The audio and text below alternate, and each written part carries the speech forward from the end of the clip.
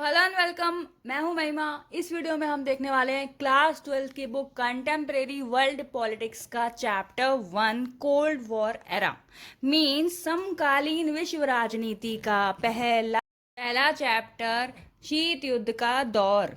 और भाई अगर तुम जनरल पर्पज से भी ये वीडियो देख रहे हो ना तो भी ये काफ़ी इंफॉर्मेटिव होने वाली है, क्योंकि इस वीडियो में हम बात करने वाले हैं फर्स्ट वर्ल्ड वॉर की, सेकेंड वर्ल्ड वॉर की, और उसके बाद वाला जो भी जितना भी फेज है ना उसी को हम कहते हैं कोल्ड वॉर एरा। तो भाई चैप्टर को चैप्टर की तरह पढ़ाने से पहले I would like to request कि प्लीज़ मेरी वीडियो को लाइक भी कर दिया करो यार, शेयर भी कर।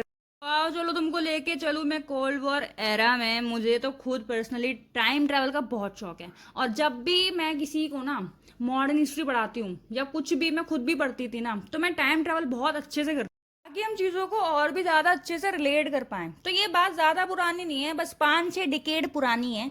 और एक और बात कि इसको ना वीडियो को ऐसे सुनना जैसे कि तुम्हारी कोई सीनियर या तुम्हारी कोई फ्रेंड है ना तुमको एग्जाम से पहले चैप्टर समझा रही हो।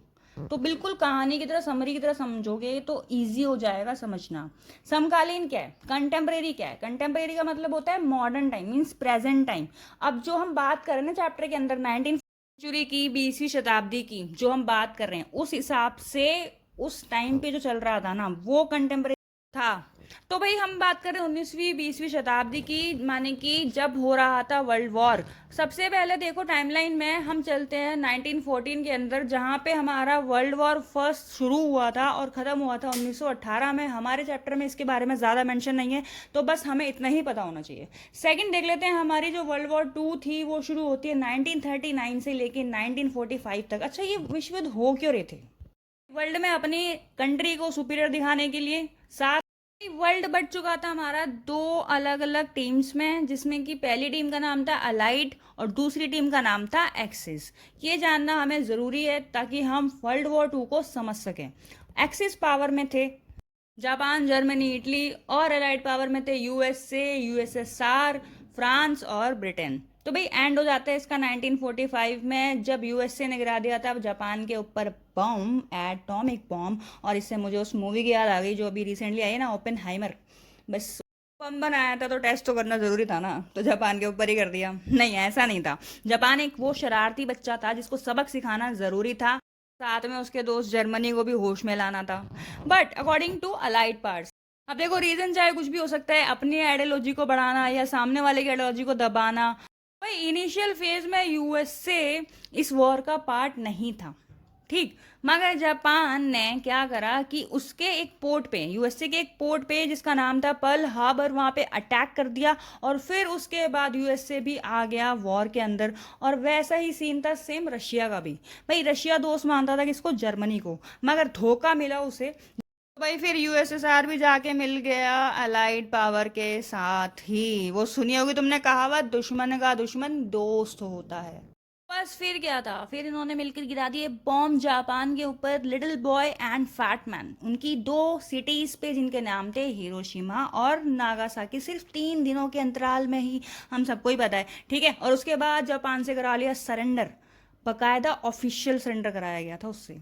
अब देखो टाइमलाइन में थोड़ा सा आगे चलते हैं, 1945 में आ ही चुके हैं हम। तो ये एक ऐसा समय था जब वर्ल्ड वॉर फिनिश हो चुकी थी, मगर जो कंट्रीज थी ना उनको काफ़ी लॉसेस झेलने पड़े थे। कैसे? अब जो हार गए भाई एक्सिस पार, वो हार गए, उनके तो लोग भी मरे, उनके सैनिक वैनिक जो भी मरने थे मर गए, उनकी इकोनॉमी भी हिल गई। मगर जो अलाइड पावर थी भाई, लॉस तो उनको भी हुआ ना। अलाइड पावर की जो दो कंट्री थी, फ्रांस और ब्रिटेन, जो यूरोप का मेन यूरोप का पार्ट थी, तो वहां पे सबसे ज्यादा क्षति पहुंची थी। इसीलिए वह जीतने के बाद भी, मीन्स अलाइड पावर की कंट्रीज जीतने के बाद भी एक घायल शेर की तरह हो चुकी थी। फ्रांस और ब्रिटेन तो जीत के भी नहीं जीते। मगर अब दो कंट्रीज बचती हैं, USA and USSR. Actually USSR Russia को मिला के बाकी 14 कंट्रीज थे जो उसके अलाइज थे, उनका अपना एक सोवियत संघ था। अब शुरू हो जाती है इन दोनों के बीच में कंपटीशन की रेस, जहाँ पे कोई ना कुछ इन्वेंशन कर रहा था, स्पेस में अपनी रेस कर रहा था, कुत्ता भेज रहा था, इंसान भेज रहा था, या न्यूक्लियर मिसाइल बना। इसके अलावा आइडियोलॉजीज का भी कंपटीशन चल रहा था, क्योंकि यूएसए फॉलो करता था कैपिटलिज्म को और यूएसएसआर फॉलो करता था कम्युनिज्म को। तो ये अपनी आइडियोलॉजीज पूरे विश्व में फैलाना चाहते थे। ऐसी सिचुएशन में इन दोनों कंट्रीज ने काफी बार ऐसा टेंशन का माहौल क्रिएट किया ना वर्ल्ड वॉर 2 के बाद कि लोगों को लगा कि अब शायद फिर से कोई वर्ल्ड वॉर 3 हो सकती है, जिसका सबसे बड़ा एग्जांपल है हमारे चैप्टर में मेंशन क्यूबन मिसाइल क्राइसिस जो 1961 में हुआ था। मगर अब भी कुछ कंट्रीज ऐसी थी जो किसी के भी साथ नहीं जाना चाहती थी। मींस कुछ कंट्रीज जो अभी अभी फ्री हुई थी, जो अभी आज़ाद हुई थी, जिन्हें अभी इंडिपेंडेंस मिली थी, इतने सारे सिनोनियम, हाँ, तो वो किसी की भी सुपर पावर की अलाई नहीं बनना चाहती थी, ना रशिया के साथ ना ही अमेरिका के साथ। वो कहते थे भाई हमें माफ़ कर दो, हमें नहीं जाना किसी के साथ, हमें फिर से गुलामी नहीं करनी। तो ये लोग क्या करते हैं ना, मतलब ये सब कंट्रीज क्या करती हैं कि मिलके अपना एक ग्रुप बना लेती हैं जिसका नाम था नाम की फुल फॉर्म है नॉन अलाइंड मूवमेंट। मीन्स हम किसी के भी साथ अलाइंड नहीं है। और एक कंट्री है जिसको वो गुलामी करने का ना बहुत शौक है, हमारी पड़ोस में ही रहती है वो, और वो यूएसए की गुलाम है। ठीक है, इतना हिंट काफ़ी है, ये सभी थोड़ी देर में बताऊंगी आगे। ये सब कंट्रीज मिलती हैं 1961 के अंदर बेलग्रेड के अंदर, एक समिट करती हैं जहाँ पे अपना इंडिया भी इसका फाउंडिंग फादर था। इसके अलावा घाना से थे उनके प्रेसिडेंट हुआमे, इजिप्ट से थे उनके प्रेसिडेंट गमाल अब्देल नासिर, और यूगोस्लाविया जिसका अब डिसइंटीग्रेशन हो चुका है वहाँ से थे टिटो साहब, और इंडोनेशिया से थे सुकर्नो जी, और इंडिया से ऑफ कोर्स हमारे नेहरू जी। इन सब गरीबों ने मिलकर एक ग्रुप बना लिया जिसका नाम नाम रख दिया, और बाद में ये बाकी गरीबों को भी इन्फ्लुएंस करेंगे कि वो भी शामिल हो जाएं। इसीलिए अमीरों ने इनको बोला है एलडीसी, वो लोअर डिवीजन क्लर्क वाला नहीं, लीस्ट डेवलप्ड कंट्रीज वाला। भाई गरीबों ने तो पहले ही माफ़ी मांग ली कि हमको भाई माफ़ कर दो, हमें किसी का अलाई नहीं बनना। अब देखो चल क्या रहा था, 1961 में चल रही थी क्यूबन मिसाइल क्राइसिस। इसको समझने के लिए सबसे पहले हम देखेंगे इसकी लोकेशन। क्यूबा है यूएसए के नीचे, और क्यूबा फॉलो कर रहा था कम्युनिज्म को, जो कि यूएसए को बिल्कुल भी बर्दाश्त नहीं था। और यूएसए को डर था कि रशिया पूरी तरीके से उसको इन्फ्लुएंस ना कर ले अपनी इस आइडियोलॉजी में, क्योंकि यूएसए तो फैला रहा है अपना कैपिटलिज्म हर जगह, मगर उसी का जो पड़ोसी है नीचे उसके बैठा हुआ है और वो ही फॉलो कर रहा है कम्युनिज्म को। ऐसे में यूएसएसआर के निकिता ने बना लिया क्यूबा को अपना मिलिट्री बेस, और तान दी वहां पे यूएसए की और डायरेक्शन में करते हुए मिसाइल्स को। अब जैसे यूएसए को बात पता चली, मतलब वहाँ के जो प्रेसिडेंट थे जॉन एफ कैनेडी, उनको पता चला कि भाई अभी तो सी रूट से और भी मिसाइल्स आ रही हैं, उन्होंने तुरंत वार्निंग जारी कर दी और समझाया क्यूबा के फिडेल कास्ट्रो को बहुत अच्छे से।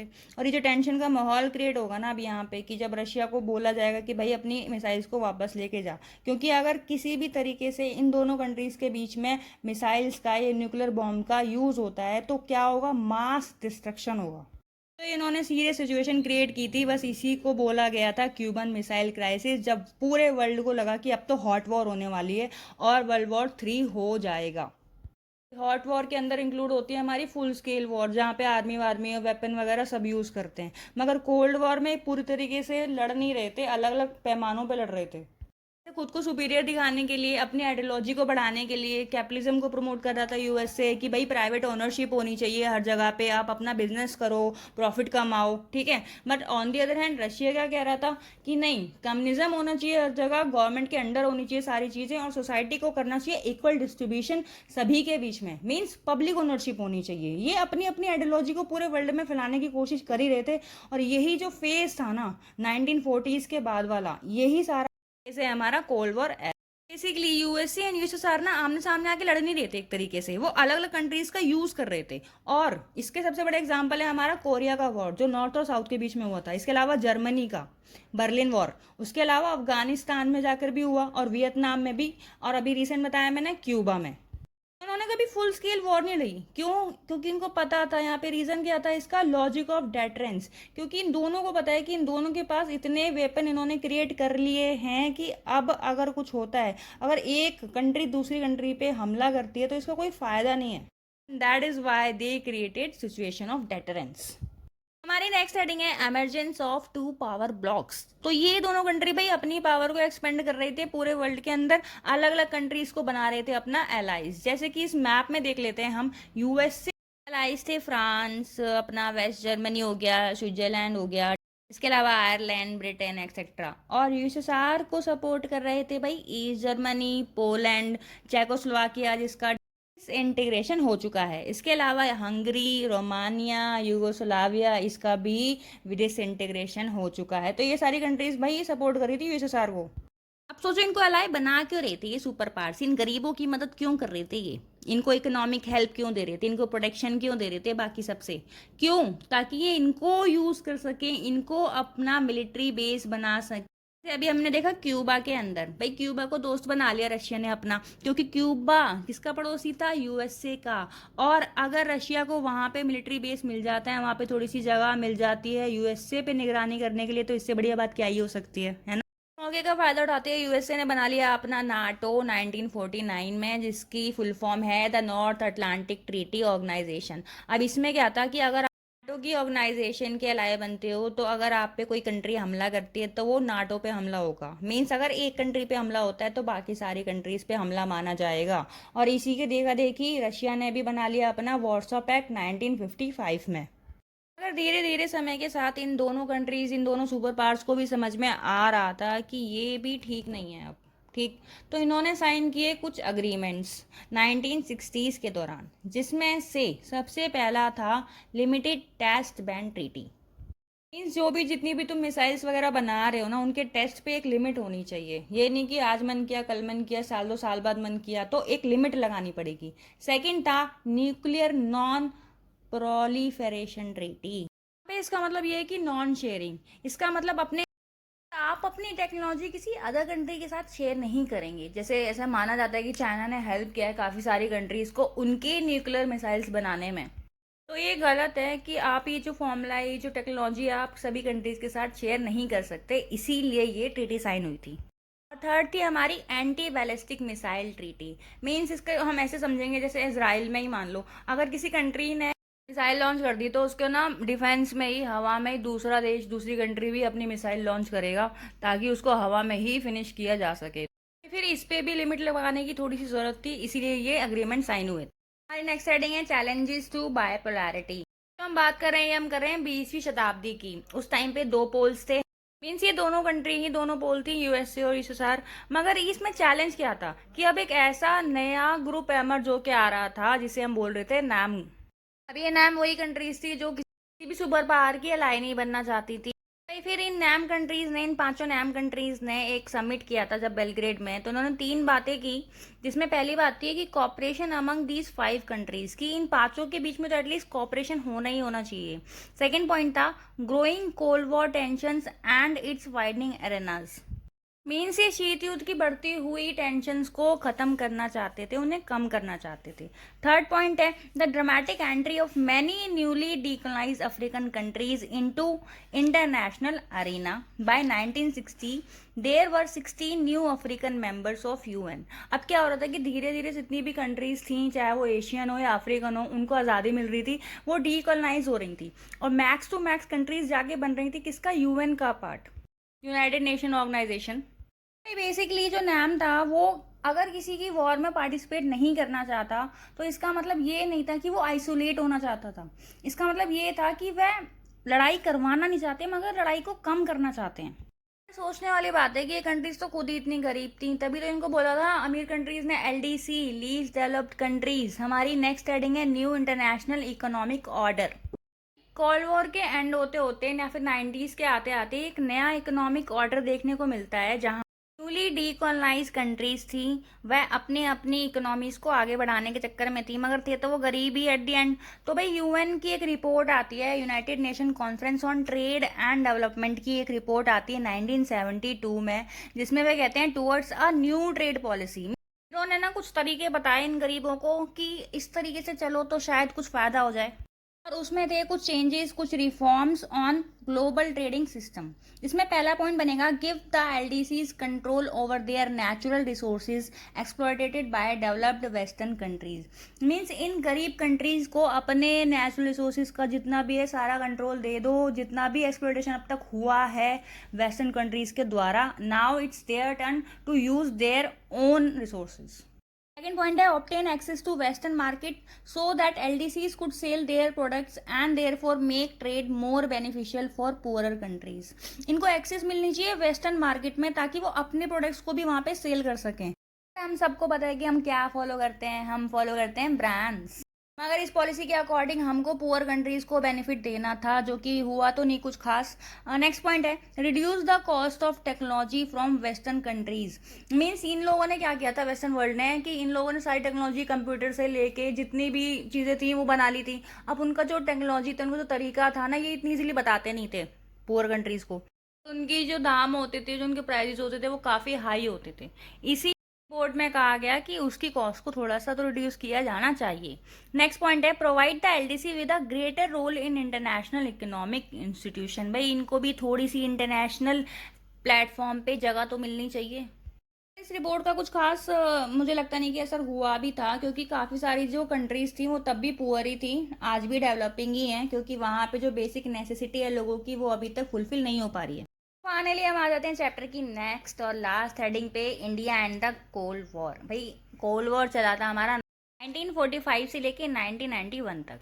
तो देखो इसमें पॉइंट्स देख लेते हैं। मगर कोल्ड वॉर के टाइम पे इंडिया कहाँ था, इंडिया की पोजीशन क्या थी? भाई इंडिया पार्ट था नैम का, वो था नॉन अलाइंड सबसे। तो इसके उसको कुछ बेनिफिट्स भी हुए। पहला पॉइंट है allowed to take international decision and stances that serve to it interest rather than interest of super power and their ally. क्या होता है ना कि जब आप फ्री होते हो ना, जब आप अकेले होते हो ना, तो आपके ऊपर किसी का कोई हक नहीं होता। वैसे ही इंडिया किसी का अलाई तो था नहीं, तो किसी भी सुपर पावर की इंटरेस्ट के हिसाब से वह काम नहीं कर रहा था, वह अपने इंटरेस्ट के हिसाब से काम करता था, और वह फ्री था अपने खुद के डिसीजन लेने के लिए। इसमें हमारा सेकंड पॉइंट बनेगा India was often able to balance the one super power against the other. पे इस पॉइंट का मतलब ये है कि इंडिया ने एक बैलेंस क्रिएट किया हुआ था दोनों सुपर पावर के बीच में। अब यहाँ पे एक छोटा सा एग्जांपल देखते हैं हम 1971 का। 1971 में क्या हुआ था कि जब इंडिया ने पाकिस्तान से बांग्लादेश को फ्री कराया था, तब पाकिस्तान चला गया यूएसए के पास हेल्प मांगने के लिए, और वो सेंटोसिएटो का तो था ही मेंबर, तो इसीलिए यूएसए को उसकी हेल्प तो करनी पड़ी। इसके अलावा हमारा दूसरा पड़ोसी चाइना, यूएसए ने चाइना को भी बोल दिया कि तू भी इंडिया को धमका, भाई उस पर हमला कर। अब ऐसे में हम पड़ गए अकेले। तो हम उस समय जाती हैं इंदिरा गांधी जी यूएसएसआर के पास हेल्प मांगने के लिए, और साइन कर लेती हैं ट्रीटी ऑफ फ्रेंडशिप इन अगस्त 1971, 20 साल के लिए। बस फिर क्या था, दोस्ती निभाते हुए रशिया लाके खड़ी कर देता है अपनी न्यूक्लियर सबमरीन्स हमारे इंडियन ओशन में, और उसको देखते हुए डर के भाग जाता है यूएसए। तो बचता है अब क्या भाई, वही पाकिस्तान वगैरह इंडिया का वॉर। तो ये एक एग्जाम्पल था बैलेंस करने का दोनों सुपर पावर को। इसकी वजह से काफी बार इंडिया को ना क्रिटिसिज्म भी सहना पड़ा। अब इसमें एक पहला पॉइंट बनेगा कि ऑफन कॉल्ड अनप्रिंसिपल्ड। क्योंकि देखो एक तरफ तुम कह रहे हो कि तुम नैम का पार्ट हो, किसी भी सुपर पावर के अलाय नहीं बनोगे, और दूसरी तरफ तुम जाके साइन कर लेते हो 20 ईयर्स की फ्रेंडशिप ट्रीटी किसके साथ, यूएसएसआर के साथ। As Indian we don't find it wrong, क्योंकि अगर हमारा जिसमें इंटरेस्ट होगा, जिसमें हमारा बेनिफिट होगा, हम तो वही करेंगे ना। अब जैसे यूएसए है, जैसे रशिया है, वो भी वही करते हैं जिसमें उनका बेनिफिट होता है। भाई इसी के साथ ये चैप्टर फिनिश होता है। ये हमारा फर्स्ट चैप्टर था। इसके बाद मैं लाऊंगी सेकंड चैप्टर की वीडियो। और यहाँ पे मैं एक छोटी सी रिक्वेस्ट करना चाहूंगी कि इस वीडियो को ना मैंने दोबारा बनाया, ये वीडियो मुझसे गलती से डिलीट हो गया था, तो मेरे को दोबारा से सारी मेहनत करनी पड़ी। इसलिए प्लीज़ मेरी वीडियो को शेयर कर दिया करो, और इसको थोड़ा लाइक भी कर दिया करो, और थोड़े प्यारे प्यारे ना कॉमेंट्स भी कर दिया करो। ठीक है, फिर मिलेंगे सेकेंड चैप्टर में। टाटा, तब तक के लिए।